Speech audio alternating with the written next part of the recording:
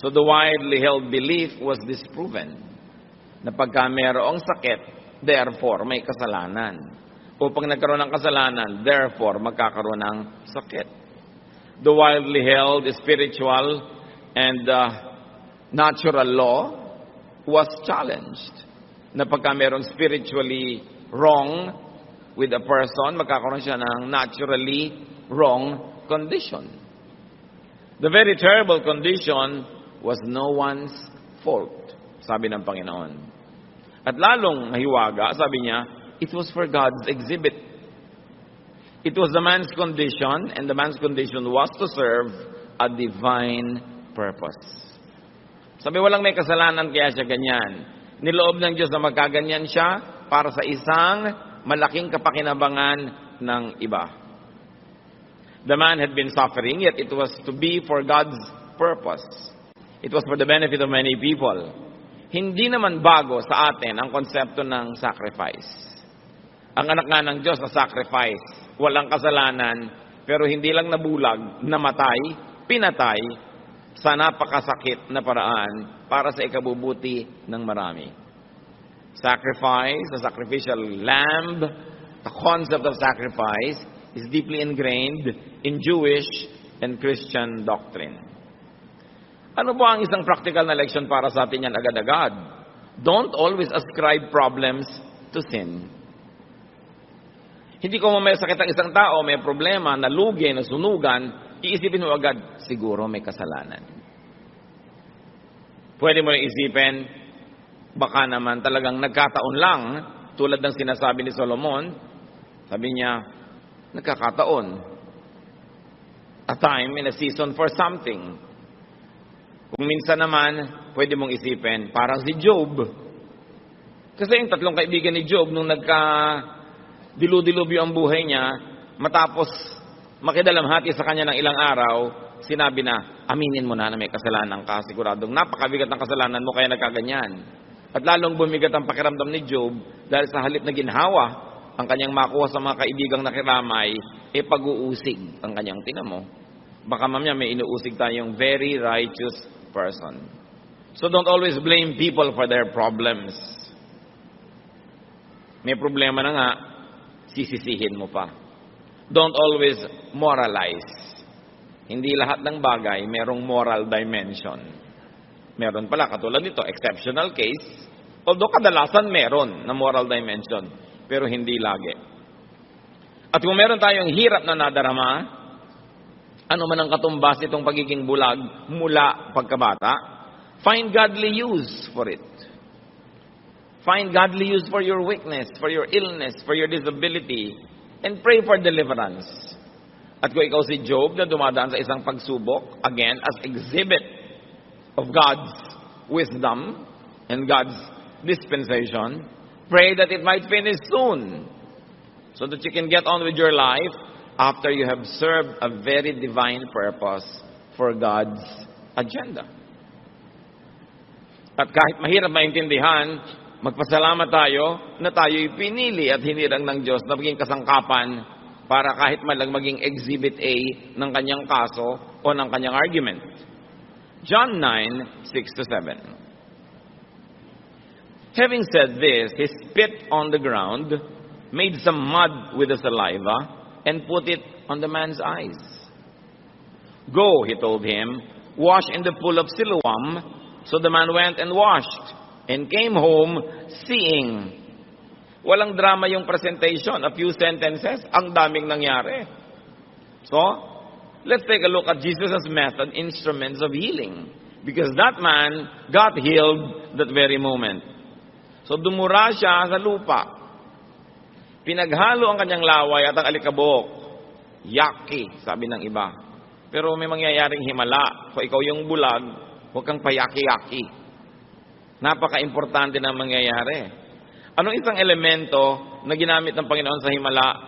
Yung mismong galing sa kanya, His element, His spittle. Something from Him. Something divine. Yun ang pinagsimulan ng lahat. Tulad ng lilikhain ng Diyos, ang unang tao, something from Him, yung spirit niya. Anong ginawa niya? Hinalo niya sa alabok. Naging tao. Ngayon, nung hinalo ni Jesus, yung galing sa kanya, sa alabok, hindi naging tao, naging putik. Pero di ba, ang tao ay dinidescribe din na putik. So you see the pattern of creation and recreation. When God the Father created the first human, yun ang ginawa niya. Now, Jesus was going to recreate the life of this man. Because he was born like that, he had to be born again. In another dimension. Kailangan maging iba siya. Once more, ang elemento, galing muna sa kanya, and then, his feet on the ground, an element from the earth. Pattern yan sa Biblia. Pinaghahalo yung galing sa taas at galing dito sa baba. Something common, something profane, being dignified by something divine. So he made mud from his saliva and dust. Ano ang pamamaraan ng Panginoon na ito sa pagpapagaling? Mixture of things. Pinaghalo. From above and from below. Very interesting. From the sacred and what you might call the profane or the base. From napakalinis to napakarumi, from dakila at banal to ordinaryong alikabok. From the spirit to the physical to the flesh. There was a wedding. There was a union of heaven and earth. Doon sa isang kimpal ng alikabok na yon na naging putik, handun yung buong universe. The element of creator and creation. All in just a tiny bit of mud. Tulad sa creation, now there's going to be recreation. Why did the man need that? Because he, or at least his eyes, had to be remade, recreated, reborn. And what did the Lord do? Anong ginawa niyo doon sa putik? Ikinulapol niya sa mata ng pasyente. Hindi sinabi kung nakapikit ang pasyente nung inilagay ang putik o kung nakadilat. Basta inilagay. So what was the Lord's way? Contact. There was a meeting, a joining together. Napakahalaga ng contact ng human at ng divine, ng flesh at ng spirit, ng earth at ng heaven. Kaya nung ipininta ni Michelangelo ang creation, ang artistic interpretation niya, ang Diyos Ama at ang tao, nag-touch ang mga daliri. Something from heaven to something from earth, pinag-join, dun lang nagkaroon ng tao. Kaya yung tao, may divine at mayroong profane. May spirit at may katawan, may banal at may putik na magkahalo. And the Bible says that God remembers that we are dust. Kasi kung minsan, ang lagi lamang na inaasahan that we are spirit. Ang taas-taas ng ekspektasyon, and then God remembers that we are dust. Ay, oo nga pala. There is union. At ano pang ginawa ng Panginoon para magkaroon ng kagalingan? He spoke. There was God's word in the brew. May putik, may laway, may salita. Kumbaga yung salita, very spiritual kasi walang katawan, hindi mo nakikita tulad ng espiritu. Nagsalita siya. Sabi niya, pumunta ka, maglublob ka, lumusong ka doon sa paliguan sa Siloam. Psalm 107 verse 20, He sent forth His word and healed them. Ang salita ng Diyos nakakapagpagaling. Salita pa lang, naririnig mo pa lang, gumagaling ka na. Kung nakabukas, hindi lang ang iyong tenga, kundi ang iyong isip na pinupuntahan ng tenga mo. Pagpasok mo siyempre sa tenga, shoot agad sa brain. Kailangan nakabukas din yung mind, hindi lang yung ears. So God instructs and commands, go wash in the pool of Siloam. Now, this pool is very interesting. Dito rin pinagaling yung lumpo na pinalusong ng Panginoon. Sabi, bakit hindi ka gumagaling? Hindi po ako makalusong pag nakakaukaw yung tubig. Kasi doon yung pool of Siloam, dati yun na templo ni Asclepius, Greek god of medicine. Alam niyo naman ang Greek culture, very prevalent sa Mediterranean at part niya ng Israel. At ang sibilisasyon na ito, na kinokopya ng Roman civilization, ay nakatanim yung kanyang mga maraming marka sa lahat ng lugar. So there was this temple to Asclepius, the Greek god of medicine. At may tubig doon. Dati nasa labas ito ng lungsod. Pero ang ginawa ni Herod Agrippa, nung pinalaki niya ang lungsod, pinalabas niya yung wall, in-extend niya yung mga pader, napalagay sa loob ng city, yung pool na yun. At maraming nagpupunta doon may sakit. Sapagkat paminsan-minsan, biglang kumukulo yung tubig na hindi mainit. Parang kinakaukaw, bumubula, parang hinahalo mo. Doon naglulusungan lahat yung mga tao para gumaling. At yung unang lumusong, siya yung gagaling. Kaya hindi ngayon makalusong-lusong si paralitiko dahil nauunahan siya lagi. Kaya sabi ni Lord, hindi ka pala makalusong, buhatin mo na lang yung higaan mo, umuwi ka na. At gumaling. Doon din nangyari sa pool na ito. At sabi ng Panginoon, pumunta ka doon sa pool of Siloam, at doon mo hilamusan yung inilagay kong putik sa'yo. Pumunta yung lalaki, masunurin, gumaling. Ang isang tanong, bakit naman pinapunta pa ni Lord yun? Pool na ni Asclepius yun, isang Greek god, isang pagan god. Ano pa ang pwede nating isipin mga kapatid? Na hindi naman talaga kay Asclepius yung pool. Talagang ginagamit ng Diyos yun na pampagaling. Akala lang ng mga tao kay Asclepius, kaya siya yung napapapurihan. Pero ang totoo, sa Diyos Ama sa langit yun, nagkaroon lang ng branding. Kasi ang Diyos lang naman ang healer, walang iba. Satan comes to steal, ano pa? Kill, and destroy. Sabi ni Lord, I came that you might have life and have it abundantly. Only God heals. So kung nakakapagpagaling, galing sa Diyos. Nabigyan lang ng credit ang iba. Ang mga Kristiyano naman, takot na takot na, huy, baka sa iba yan, baka galing sa demonyo. Nagpapagaling ba naman ang demonyo? Ba't ka naman natatakot dyan? Baka galing sa Diyos, kaya lang napagkamalan na kung kani-kanino galing, hindi ibig sabihin nun hindi mo na pwedeng gamitin. Kaya nga natin nire-redeem, because the earth is the Lord's and everything in it. At ang Panginoon na mismo, ang kinakitaan natin yan. Kung merong lugar, merong proseso, may panalangin na ina-ascribe, ibinibigay yung credit sa iba, reclaim it in the name of God who created the universe and benefit from it. Hindi iwas ka ng iwas, ang nakikinabang tuloy, mga iba lang, yung mga mananampalataya, hindi tuloy makinabang. So pinapunta ng Panginoon dito sa pool na ito, yung lalaki, naghilamos at voila, gumaling. Interestingly, Jesus did not discredit and even use the pool. Kung lagi kang i-discredit, sabi na, huwag na tayong gumamit ng gong, nagamit na yan sa pagtugtog sa mga anito. Edi gamitin natin sa pagtugtog sa Diyos. Kung nagkaroon ng maling gamit, ituwid natin, pero alangan man di ka na gumamit, kanila na. Ano sila? Siluswerte.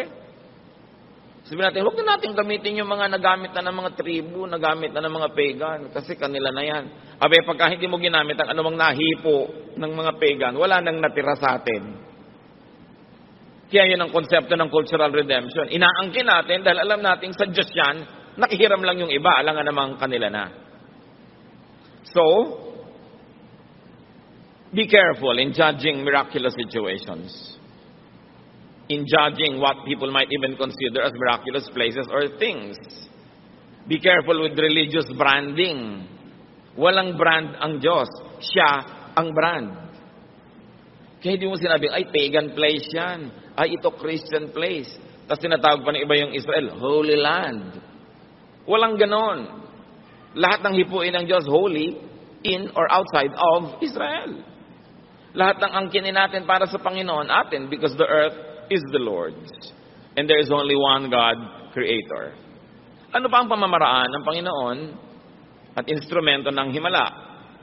Sa istorya, you see here that the patient obeys God. So man's obedience is important in healing.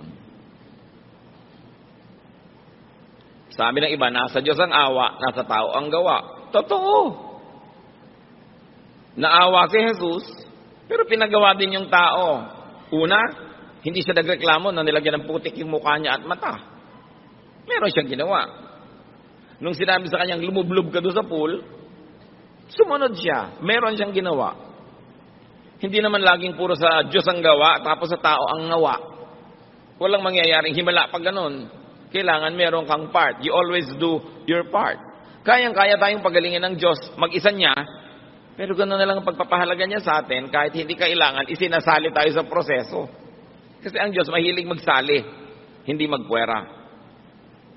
So the man goes home well, singing, "What a difference a day makes."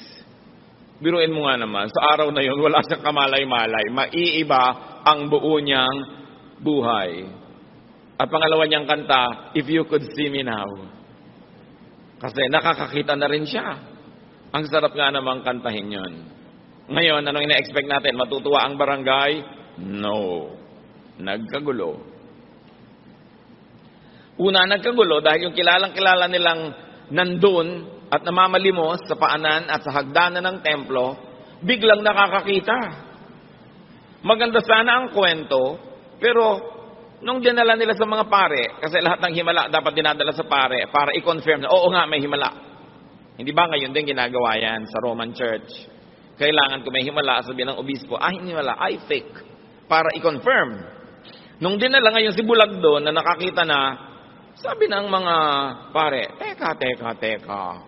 Di ba Sabat ngayon?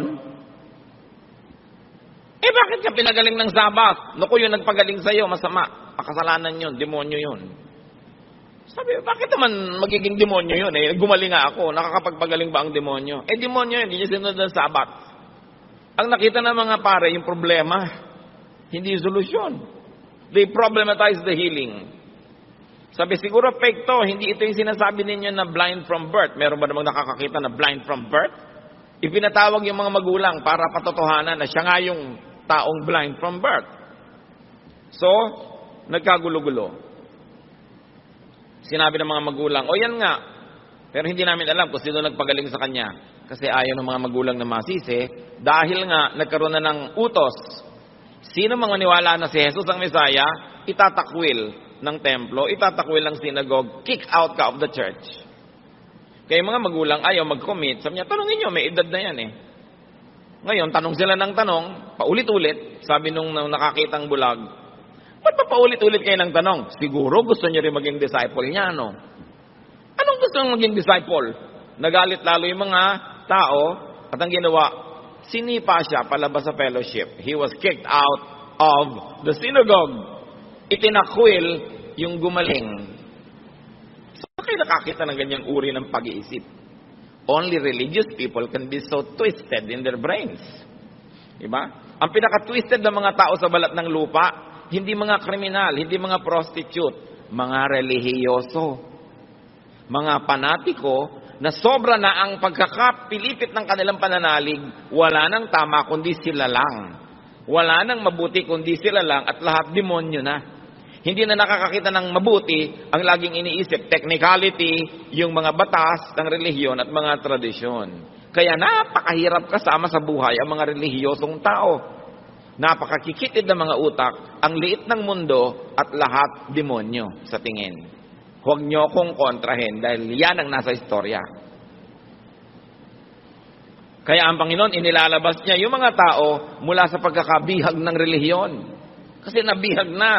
Hindi na yung Diyos ang itinuturo, yung tradisyon na, yung mga reglamentos na, mga nakaugalian na. Dumami na ng dumami yung bawal.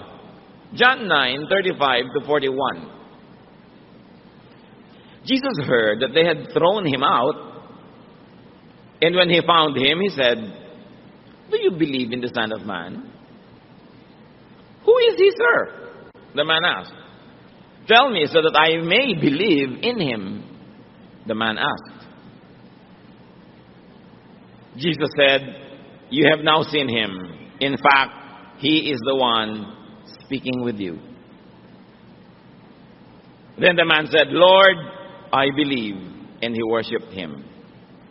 This is one positive case of to see is to believe. Nakakita talaga siya, nanalig tuloy. Madalas to believe is to see. Pero siya, to see is to believe. Pero ang totoo, meron ng naunang belief. Kasi kung wala naman siyang paniniwala, hindi siya magpapalagay ng putik at hindi siya lulusong doon sa tubig. So may konting pananalig at At yung konti na yon, naging capital niya, sinunod niya, kumilos siya ayon sa konting pananalig at dahil doon, napaghimalaan, nagkaroon ngayon ng malaking pananalig. So it still begins with faith. Jesus said, "For judgment I have come into this world, so that the blind will see, and those who see will become blind." Ngayon natin nakita kung bakit sinabi ng Panginoon na yan ay bulag para sa ikaluluwalhati ng Diyos. Kasi may important statement na gustong gawin ng Panginoon, kailangan ng audiovisual aid. Kailangan ng exhibit. Sabi niya, dumating ako, may dalang paghuhukom. Ang mga bulag makakakita at ang mga nakakakita magiging bulag.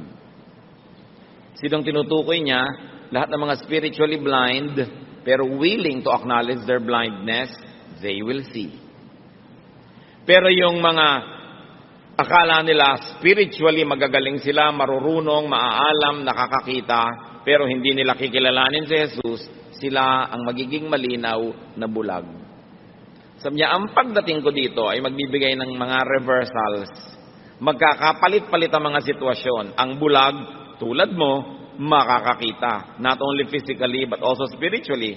Kasi nakita nyo, hindi lang nakakita yung tao physically, nakita niya yung katotohanan kung sino si Jesus. Naniwala siya. At sabi niya, yung mga dilat, mga mulat, iyon ang mabubulag.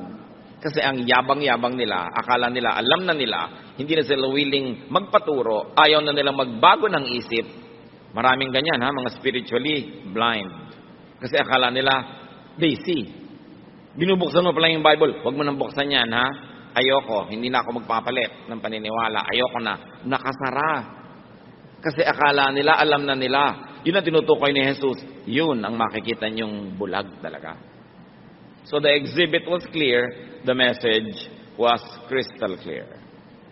And now we see God's purpose in the blindness of this man. Some Pharisees who were with him heard him say this and asked, "What? Are we blind too?" Jesus said, "If you were blind, you would not be guilty of sin. But now that you claim to see, your guilt remains." Makabuluhang mga pangungusap. Sabi ng mga nakikinig, bakit? Kami ba tinutukoy mo? Kami ba ang pinaparinggan mo? Parang may gusto ka yata tumbukin. Ibig mong sabihin, bulag kami? At yung bulag na yan ang nakakakita? Hindi kami bulag, Nakakakita kami, ang linaw. Marunong kami, aral kami, bihasa kami. Sabi ng Panginoon, dahil sinasabi nyo ngayon na bihasa kayo at marunong kayo, then you will be held accountable.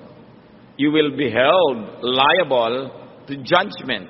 Kung sana sinabi nyong mangmang kayo, nagkamali kayo dahil sa kamangmangan, you will not be declared guilty.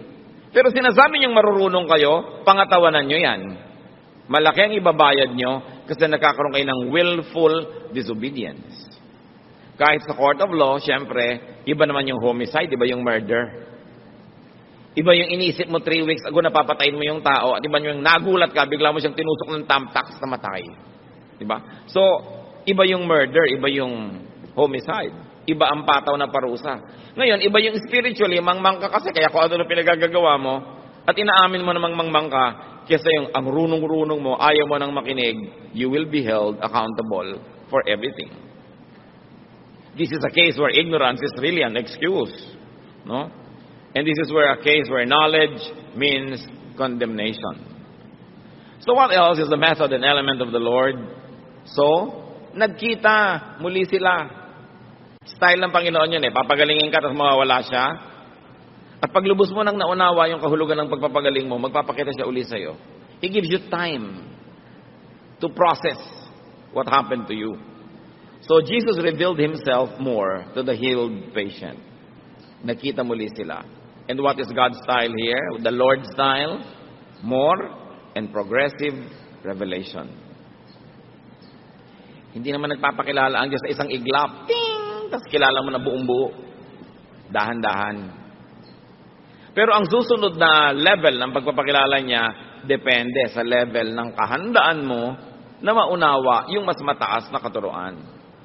So dati, pinagaling lang siya. Jesus was only a healer. Ngayon, nagkita uli sila nung tinanong ng Panginoon, naniniwala ka ba sa anak ng Diyos, sa Messiah? Sabi, sino po ba siya para mapaniwalaan? Ako, kaharap mo na nga ako. Naniniwala po ako. And he worshiped. No?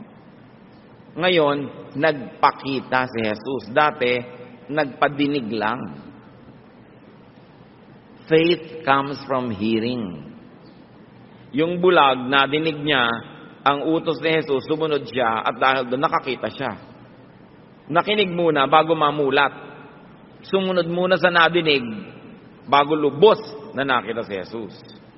And so the miracle only served as a catalyst, as the beginning, as opening, for more blessings, for the greater sight, and that is to know Jesus as the Messiah, as the Lord. Hindi yung napaghimalaan ka na ng Diyos, hindi ka na uli sumipot dahil napaghimalaan ka na, nakuha mo na yung gusto mo. Yung pala may kasunod pa at mas mataas na uri ng mga pagpapakilala, hindi mo na-avail. But this man was able to get the additional blessings. Those that believe will see. 2 Corinthians 5:7, we live by faith, not by sight. Sa pananalig, hindi lang sa nakikita. Hindi lang sa naaabot ng isip at ng reason. So the recipient of blessing gets to know and then worships Jesus. And this is a great element of the Lord's touch, worship. Worship by the beneficiary seals the transaction and the healing. Yung babaeng dinudugo na gumaling dahil palihim niyang hinawakan ng laylayan ng damit ng Panginoon, hindi pumayag ang Panginoong Jesus na gano'n na lang. Sabi niya, sinong humipo sa damit ko? Naramdaman ko, may kapangyarihang lumabas sa akin. Lumipat doon sa babae. May contact na naman, nakita ninyo. Laging may contact. Sabi ng mga disciples niya, ang dami-daming tao, paano naman natin malalaman ang dami naman humihipo sa inyo. Pero nakilala ng Panginoon yung hipo na may pananalig. Kesa sa hipo na uzi lang. So yung babae, inamin, ako po, patawarin niyo po ako. At lumuhod siya sa harap ni Jesus. Nag-worship. Yung worship na yon, tulad ng worship ng ginawa nitong bulag na nakakita, naging seal, selyo, guarantee na hindi na mababawi ang himala. Sabi ng Lord kay babae, sige, umuwi ka na, galing ka na. Ang totoo, kanina pa galing. Pero ano ibig sabihin galing ka na? Nakita natin, talagang galing ka na. Na seal. Kung kayo, napaghimalaan ng Panginoon, hinipo, pinagpala, pinagaling, aba dapat, worship ang ending nun. Hindi lang thank you. Worship talaga. Because, kumbaga, doon kayo nagkapirmahan ng kontrata ng Diyos. Signed, sealed, delivered ang usapan. Kailangan ng ending talaga worship. Worship, of course, doesn't only mean attending a formal event, but righteous living. Yung paralytic na pinagaling ng Panginoon, nung makita niya nung susunod na mga araw, sabi niya sa John 5:14, see, you are well again. Stop sinning, or something worse may happen to you. Yun, na paralitiko dahil sa kasalanan. Kaya sabi ng Panginoon, kita mo na, galing ka na. Huwag ka nang babalik sa kasalanan mo at malamang na mas masahol pa sa dati mong sakit ang dumapo sa'yo. Pero nandun siya, sa sila nakita sa temple, nag-worship. Ganun talaga dapat. Pag tumatanggap ka ng pagpapala, sasamba ka. Pagsambang formal, attending temple, and pagsambang lifestyle, righteous living. Ano-ano mga application ang pwede nating mapala dyan? That blindness and illness and weaknesses can be great projection screens of and openings to experience God's power. Kung meron kayong weakness, sakit, problema, pag pinayagan nyo ang Panginoon mag-project ng mensahe doon, mababasa ng mundo ang mensahe niya, magagamit sa mabuti ang inyong pagkakasakit, at pag nagamit na sa mabuti, kagaling na kayo. Katulad ng pilay na pinalakad, yung kanyang pagkapilay, ang nagpaliwanag sa tao kung sino si Jesus. Katulad ng alak na naubos, problema, dahil naubos yun, nakilala ko sino si Jesus, naghimala siya. Itong taong bulag, dahil siya'y bulag, nabigyan tuloy ng paningin, nakilala si Jesus. Kung dati ka nang nakakakita, di walang makikita na ginawa sa ang Panginoon. Kaya kadalasan, mas maganda yung mga patotoo ng mga taong galing talaga sa pinakamadilim at pinakamaruruming pusali. Kasi nakita kung paano sila nalinis. It is about turning a disadvantage into an advantage. Kaya sabi ni Paul, alam nyo, ang dami kong kapintasan, ang dami kong problema, ang dami kong paghihirap, pero lahat ng yan, ginagamit kong screen para makita ang luwalhati ng Diyos. Na kahit wala akong pera, kumakain ako, kahit ako pinapatay nila, buhay pa ako. Ayan, sinong nakikita? Ang kilos ng Diyos. Turn your lives, especially your problems and weaknesses, into screens by which God could project His power, His holiness, His love, and many people will see it as you experience it. Kaya ang sabi ni Paul sa 2 Corinthians 12:10, for when I am weak, then I am strong. Kasi kung kulang ako, di pupunuin ako ng Lord, yung kakulangan ko, yun ang kapunuan ko. Kung saan ako mahina, papalakasin niya ako, di yung hina ako, magiging lakas. Pero yung lakas ko na ipinagyayabang ko na, hindi napupunuin ng Diyos kasi pinagyayabang ko na, iniisip ko puno na, ba't pa niya dadagdagan? Yun ngayon na magiging kakulangan ko. Kaya ina-acknowledge natin kahinaan, magiging lakas, at yung pinagyayabang nating lakas, magiging kahinaan. Kasi sa sarili na tayo sumasamba. Pag pinansin natin yung tao, wala tayong nakitang pait sa kanyang ugali o attitude. Wala. Although blind from birth. Yung iba, may kapansanan, may kakulangan, may bitterness. Ba't kaya ako ipinanganak na kulot? Hindi tuloy ako makuhang model ng shampoo. Di ba? Pwede ka naman maging model ng panghuli ng insekto. Kasi pag may pumasok sa lagubang sa ulo mo, di na makakalabas. Wala pa lang ng ganung produkto, kaya hindi ka pa lang nagiging model. No? Maghintay ka lang. Meron mga taong, ba't ako pinanganak na mahirap? Ba't ako pinanganak na ganito? Ba't ako maraming peklat? Bakit ako ganito? Ba't ako ganun? Tapos bitterness ang laman ng puso. Envy, inggit doon sa kanyang hinahangaan. At pagka naiinggit ka, ang kasunod, mamimintas ka. 99.99 ng pamimintas ay galing sa inggit. Ang mga pintasera, inggitera. Kasi kung hindi ka naiinggit, ba't ka namimintas? Ang totoo, dapat ka maawa. Ba't mo pinipintasan? To make yourself feel good. Because you think na meron siyang wala ka. Kaya ka namimintas. Kaya titingnan natin yan. Every criticism is a cry for help. When you gossip, when you criticize, what you're really saying is, I am so insufficient inside of me. Kulang na kulang ako, salat na salat, dukhang dukha. Kaya ito ngayon, pinuputol ko lahat ang ulo ng matatangkad para ako maging matangkad. Pinuputol ko ang dumi nila para magmukha akong mas malinis. Kaya yung criticism, bitterness, dapat alisin sa buhay. Kasi hindi ka tatahanan ng Espiritu ng Diyos at hindi ka gagaling kung puro bitterness ang laman ng puso mo. Tuwang-tuwa si Satanas pag bitter ka. Kasi yan ang gusto niyang tirhan. So do not harbor bitterness about your or your loved ones' situations. Dapat bitter na yung tao. Nakapanganakan, bulag. Pero wala tayong nakitang ganon. The man blind from birth did not show this attitude. Ephesians 4:31, get rid of all bitterness.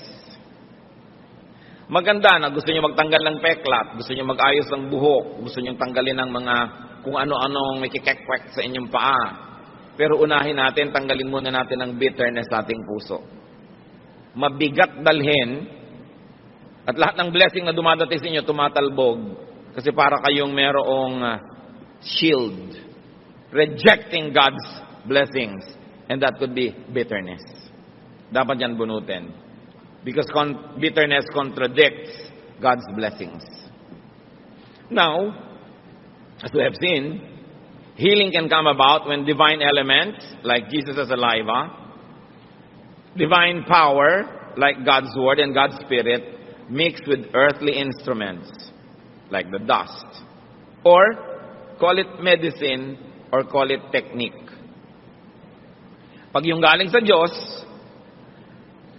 nakiisa dun sa elemento ng earthly life, and then touch the sick person's weak or sick body parts or spiritual illnesses, the patient receives God's touch.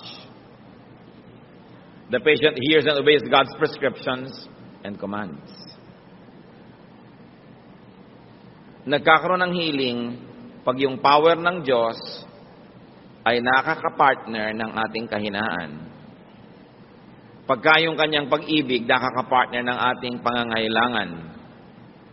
Pagka yung kanyang kapangyarihan ay pumapasok sa earthly dimensions.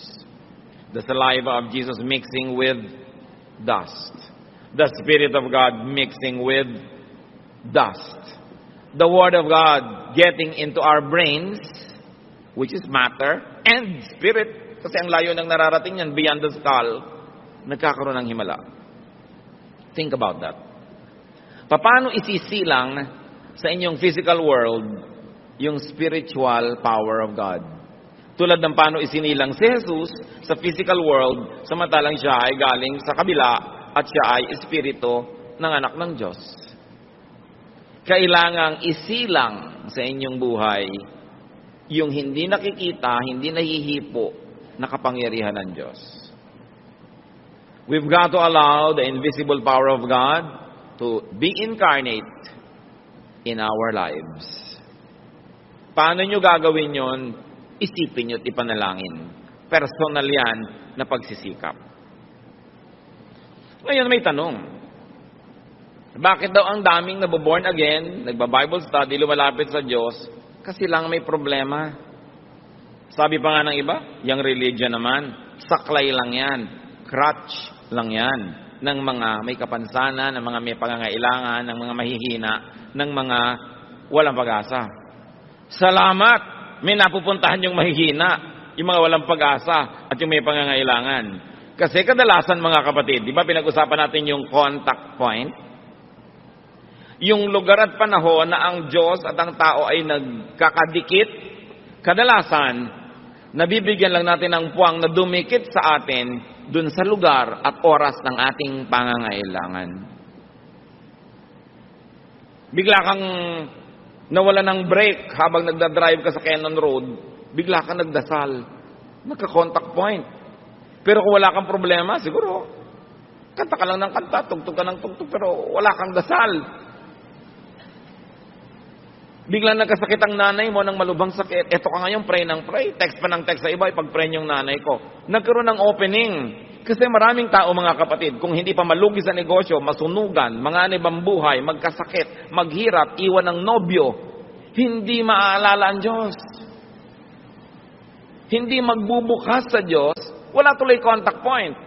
Ngayon, kung ang lusog-lusog nyo, ang yaman-yaman nyo, ang sarap-sarap ng buhay, tapos nakabukas ka sa Diyos, lagi ka rin nagdadasal, nananalangin, naglilingkod, nabubuhay ng maayos, yung contact point mo tuloy-tuloy, kaya hindi mo na kailangan maghirap o magdusa para mapalapit sa Diyos.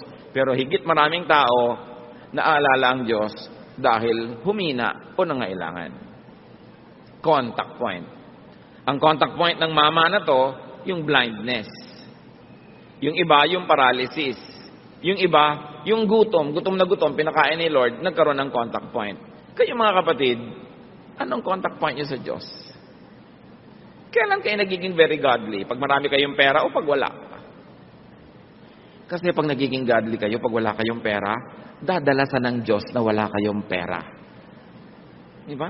Sabi, ang lapit-lapit ng anak ko na ito sa akin pagka walang makakain. Bigyan ko nga ito ng hanggang pinipig lang ng mga pagkain araw-araw para laging lumapit kasi miss ko na siya. Gusto ko siya laging kasama. Pero kung ang lapit-lapit niyo sa Diyos sa oras ng inyong kalakasan, ang lakas-lakas niyo, naglilingkod kayo, sabi ni Lord, lalo ko itong papalakasin kasi yun ang contact point. Ngayon, kung busy kayo, walang contact point kasi nawawala ang Diyos sa schedule niyo, anong ginagawa ni Satanas? Lagi kang ginagawang busy para talagang hindi ka na makakontak.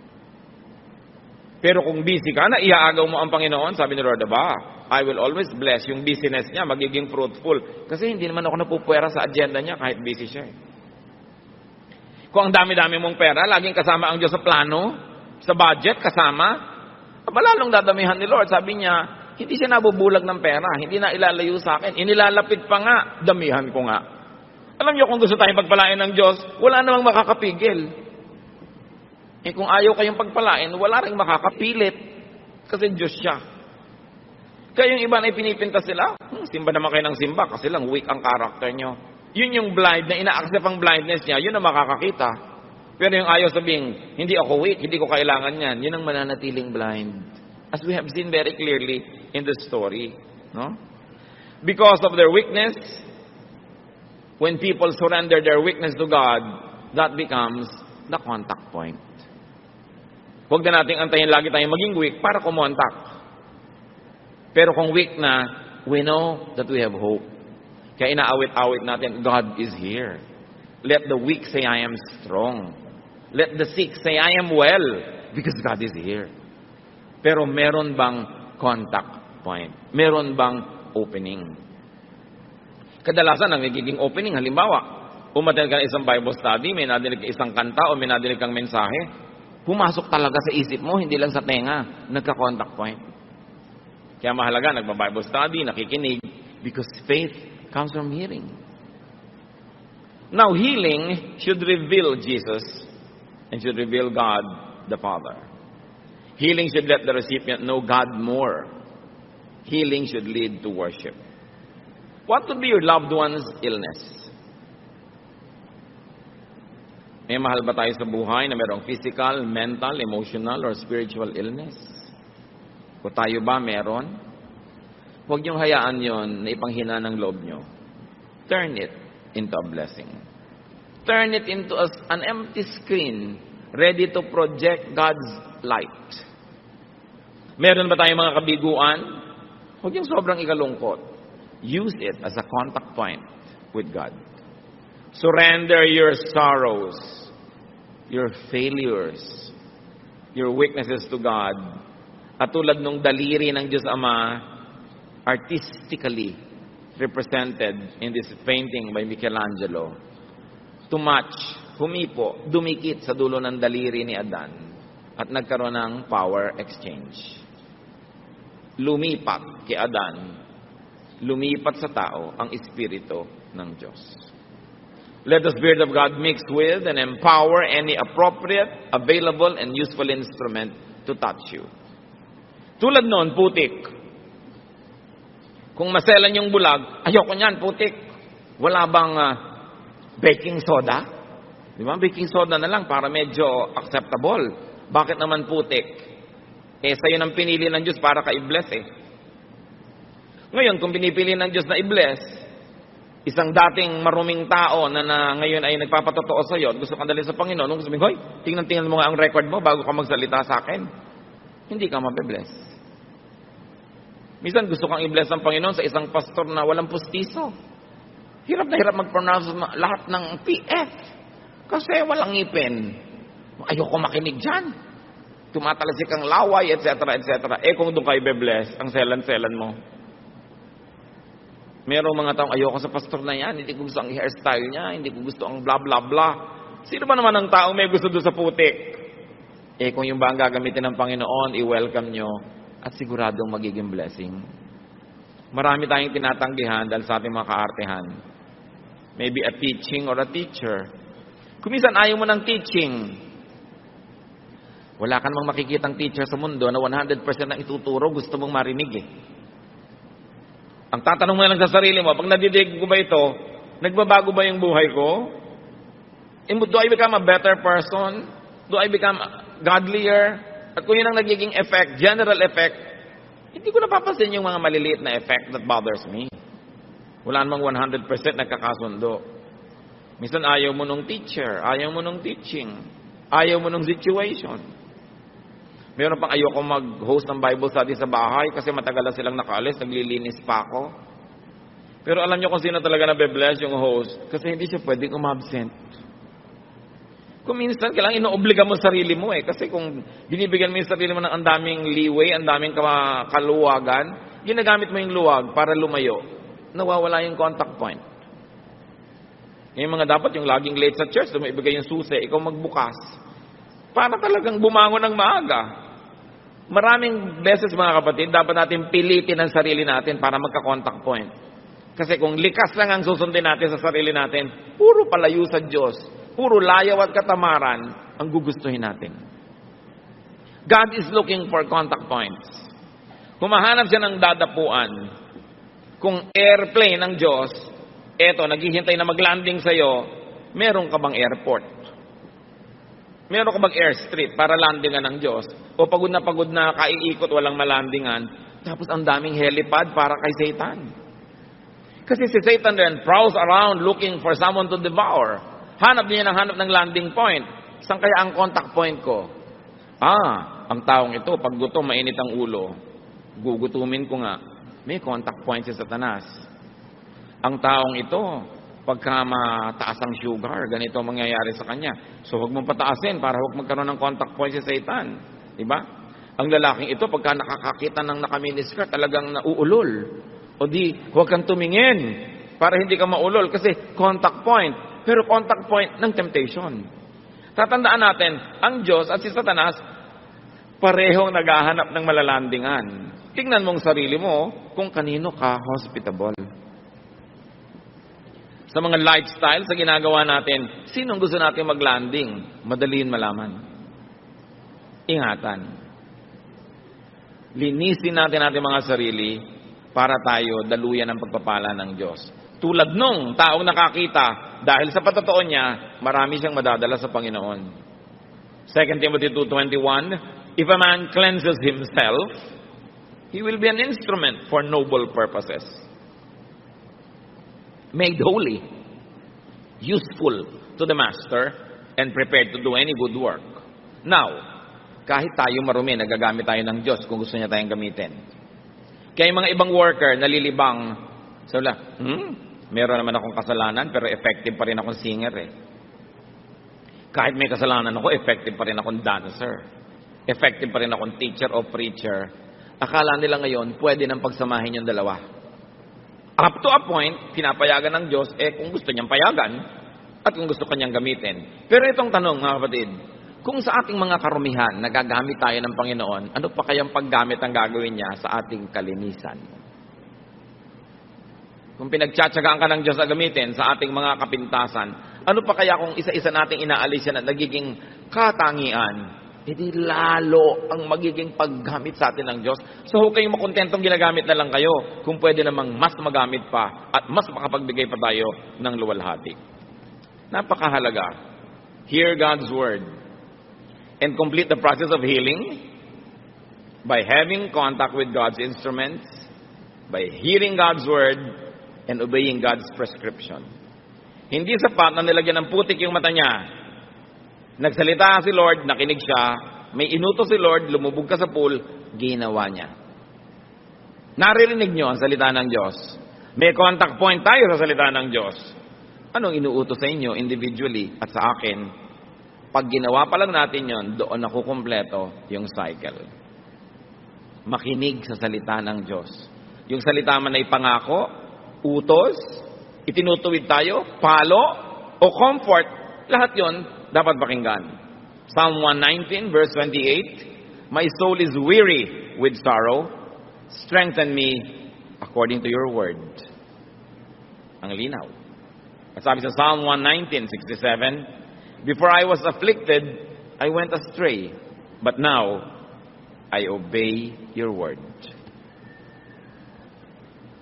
Isa pang mahalaga na ginawa ng bulag na ito, na malimos siya sa pintuan ng templo. Nakita tuloy ni Jesus. Marami pong mga mayayaman, technically are beggars by the temple door. Bakit? Marami tayong na-encounter na ministry ni Lord, pinagaling niya, pulubi, pero mayaman. May mga tagabuhat, may mga nag-aasikaso. Kasi nung araw, kung may sakit ka, mayamang ka't mahirap, dinadala ka sa mga pintuan ng templo o sa mga daan na patungo sa templo. Bakit? Pinaniniwalaan ng mga tao noong unang panahon na kung ikaw ay nasa paanan ng templo o sa pintuan ng templo, darating at darating at darating yung panahon na may pupunta sa templong isang banal na tao na makikita ang iyong kalagayan at mapapayuhan ka o mabibigyan ka ng lunas. Kaya mayamat mahirap, namamalimos doon sa may templo. Hindi lang pera ang hinihinging limos, kundi runong ng maaring dumaan na isang pantas. So, paano gumagaling ang mga tao? Pagpapakumbaba, pagtanggap ng iyong pangangailangan, at paglalagay sa sarili mo doon sa pwede kang madaanan ng pwedeng magpayo, available ka kasi. So, kung meron tayo mga pangangailangan, do not hesitate to beg, whatever it means in your life. To be at the temple steps and door, and to let the holy man touch you and prescribe healing. Kung sino man yung gamitin na yun ng Diyos, makapagpayo sa iyo, makapanalangin para sa iyo, yun yung equivalent ng mga holy men of the past. Meron kayong kamag-anak, mahal sa buhay, na nangangailangan ng healing ng Diyos, bring that loved one at the temple door. Ilapit nyo kung saan maaaring siya ay makatanggap ng pagpapalang espiritual. And when you receive blessings, give glory to God. Worship like that man. So, merong stages yung buhay ng tao. Bulag, nangangailangan ng pagpapagaling, nagkaroon ng encounter with Jesus, nilagyan ng putik, pero hindi pa tapos yun, pinapunta pa doon sa tubig, naghilamos doon, pagkatapos gumaling, pagkatapos nagkaroon ng problema dahil sa kanyang paggaling, pero nanindigan siya para kay Jesus, at ang ending, pumunta siya sa temple to worship, muli niyang na-encounter si Lord at nagpakilala ng lubos sa kanya at siya'y sumamba ng totoo. Na-seal yung pagpapagaling. Ang tanong, kung tayo po yung bulag na taong yon, nasang stage kayo ngayon? Bulag pa ba? Kinakausap na ba? Nalagyan na ba ng putik pero hindi pa sumusunod doon sa tubig? Naghilamos na ba't nakakita? Tapos ngayon nagkaroon ng problema. Marami ganyan. Pag napalapit kayo sa Diyos, ang kakaproblema kayo. Magagalit yung mga kamag-anak nyo, magagalit yung mga kung sino-sino. Pero naninindigan na ba? At nagwo-worship na ba? At lalong nakikilala ang Panginoon. Ang totoo, tayo yung blind man sa kwento. Kasi kung hindi tayo yon, ba't pa tayo nagbabasa? Para ano? Para maaliw? God's Word is here because it is for our healing. And unless you assume the position of the patient, God cannot be your healer. Maliban na lang gusto yung kayo yung healer sa kwento. Masyadong matayog na ambisyon. Tayo yung pasyente. Ano ang relevance ng kwentong ito sa ating lahat? Ama namin sa langit. Salamat sapagkat sa mga ganito mga kasaysayan, na bagamat totoo, literal na nangyari, may pakinabang kami dahil meron din itong symbolic value. Ipakita nyo sa amin kung anong kalagayan namin in relation to that blind man. Kumisan, kami naman yung mga kontrabidang Pharisees. Kumisan, kami yung mga magulang na ayaw managot. Kumisan, kami yung putik. Na bagamat putik kami at marumi, hinahaluan nyo, Lord, ng inyong blessing, ng inyong anointing, ng inyong matatawag na saliva,